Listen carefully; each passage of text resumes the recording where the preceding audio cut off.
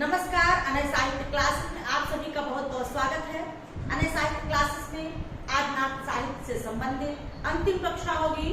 नाथ साहित्य में आज हम कुंडली जागरण और महत्वपूर्ण पॉइंट पर चर्चा करेंगे। देखिए, कुंडली जागरण क्या है?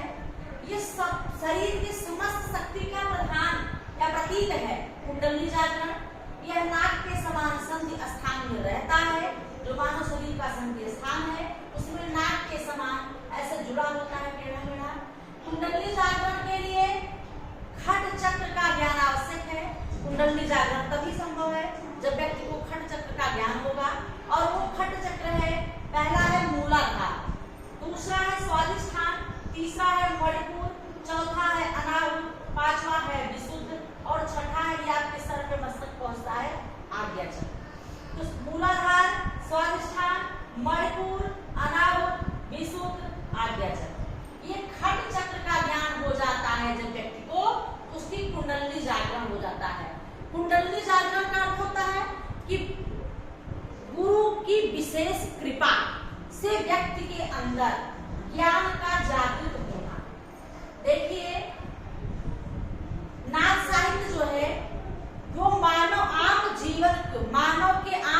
जीवन को भी कुंडली जागरण, इंद्रिय निग्रह और हठ योग में घसीटा। आम जन को भी कुंडली जागरण और इंद्रिय निग्रह, हठ योग आवश्यक है, प्रधान है। ये क्या कहता था नाथ साहित्य? साहित्य अपभ्रंश प्रभावित हिंदी है। साहित्य अपभ्रंश प्रभावित हिंदी है। नाथ साहित्य में अपभ्रंश प्रभावित हिंदी है। भाषा अपेक्षाकृत परिष्कृत है। भाषा अपेक्षाकृत परिष्कृत है और दोहा साखी प्रधान छंद है। नाथ साहित्य में दोहा साखी प्रधान छंद है। रस में शांत रस, नाथ साहित्य में शांत रस में साहित्य रचना हुई है। दोहा साखी प्रधान छंद है और रस में शांत है। भाषा पर साहित्य में ये अपभ्रंश प्रभावित हिंदी का प्रयोग हुआ है। भाषा अपेक्षाकृत परिष्कृत है और ये कहा जाता है कि इसमें नाथपंथी साधकों का उद्देश्य चिंतन पक्ष के वर्ण विषय दार्शनिक एवं आध्यात्मिक। चिंतन पक्ष का जो विषय है वो दार्शनिक और आध्यात्मिक था और सामान्य लोगों के लिए ये इसका पालन करना कठिन था। इसीलिए नाथ साहित्य बहुत दिनों तक नहीं ठहर सका और इसके लिए हजारी प्रसाद द्विवेदी ने कहा कि नाथ साहित्य की सबसे बड़ी कमजोरी इसका रूखापन है। गृहस्थ जीवन, लौकिक जीवन, सामान्य जीवन इसमें नहीं था। सामान्य जन के लिए भी इसमें हठ योग, कुंडली जागरण, इंद्रियों पर निग्रह, काम, क्रोध, मद, लोभ आदि से दूर रहना, ये हजारी प्रसाद द्विवेदी ने कहा कि यही सब कारण था कि ये सामान्य जीवन से परे था और इनमें रूखापन था। व्यक्ति को जबरदस्ती इसमें घसीटा जाता था, इसीलिए ये अत्यधिक दिन तक ठहर नहीं पाया। तो हजारी प्रसाद द्विवेदी ने कहा इसकी सबसे बड़ी कमजोरी इसका रूखापन तथा गृहस्थ के प्रति अनादर का भाव और इसकी सबसे बड़ी कमजोरी रूखापन होने के कारण ये नाथ साहित्य अत्यधिक दिन तक ठहर नहीं पाया। इसकी प्रमुख विशेषता ये रही कि इसने संपूर्ण उत्तर भारत में के वातावरण को शुद्ध बनाने में महत्वपूर्ण कार्य किया है। यही मानते हजारी प्रसाद द्विवेदी। हजारी प्रसाद द्विवेदी का ये जो परिभाषा पूछा जाता है महत्वपूर्ण है।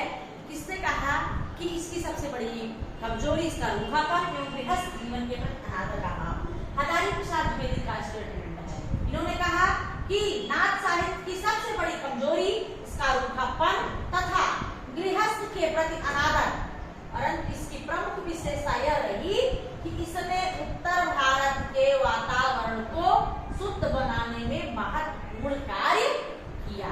तो ये आपका नाथ साहित्य है जिसमें कुंडली जागरण और इंद्रिय निग्रह और हठ योग पर जोर देते हुए में जीवन निर्वहन किया गया है, जिसमें कि नाथों की संख्या कितनी है, कुल नाथ कितने हैं, 9 इनकी संख्या है।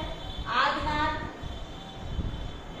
ज्वालेंद्रनाथ, मसेरनाथ, ज्वालेंद्रनाथ, गोरखनाथ, गोपीनाथ, गहरीनाथ, चपटनाथ, चौरंगीनाथ और आपकी ये कौन है लास्ट में, हाँ एक और है। तो इस प्रकार से ये आपके नाथों की संख्या में भट्ट नाथ, अगले कौन है, 9 भट्ट, 1 2 3 4 5 6 7 8 9। तो इस प्रकार से नाथों की संख्या 9 कुल मिलाते हैं। तो इस प्रकार से नाथ साहित्य में दोहा साखी, शांत रस, अपभ्रंश साहित्य हिंदी और भाषा परिष्कृत और आमजन में कुंडलिनी जागरण और हठ योग और इंद्र निग्रह पर बल दिया गया। सबसे बड़ी कमजोरी इसका रूखापन था। गृहस्थ जीवन से लाख कोसों दूर होने के कारण सिद्ध नाथ साहित्य अत्यधिक तक कह नहीं सका। आज की कक्षा में इतना ही। अगली कक्षा में फिर आपसे अगले टॉपिक के साथ मिलते हैं। और आप लोग हमारे चैनल में जुड़े रहें, लगातार लोगों को जोड़ें, चैनल को लाइक करें, सब्सक्राइब करें और वीडियो को लोगों तक शेयर करें। धन्यवाद।